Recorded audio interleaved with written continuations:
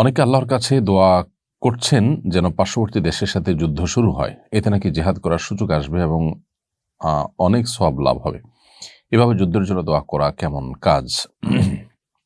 দেখুন, নবী করিম সাল্লাল্লাহু আলাইহি সাল্লামের পরিষ্কার হাদিস রয়েছে।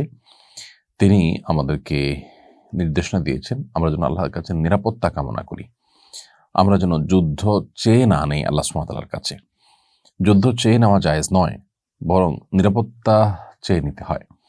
আল্লাহ সুবহানাহু ওয়া তাআলার কাছে আমান তালাশ করতে উতলুবুল আমান। আল্লাহ সুবহানাহু ওয়া তাআলার কাছে তোমরা আমান বা নিরাপত্তা তালাশ করো, প্রার্থনা করো।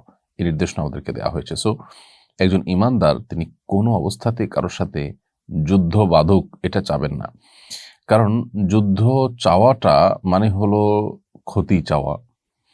যুদ্ধ চাওয়াটা মানে হলো একটা শঙ্কার মধ্যে ফেলা।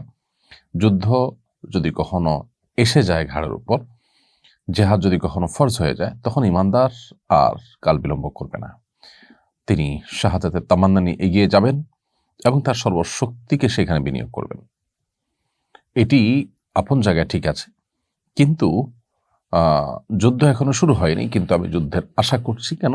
তাতে আমি অনেক সওয়াবের ভাগীদার হব। এটি জেনারেলি কোরআন এবং হাদিস কর্তৃক নির্দিষ্ট কোনো বিষয় নয়।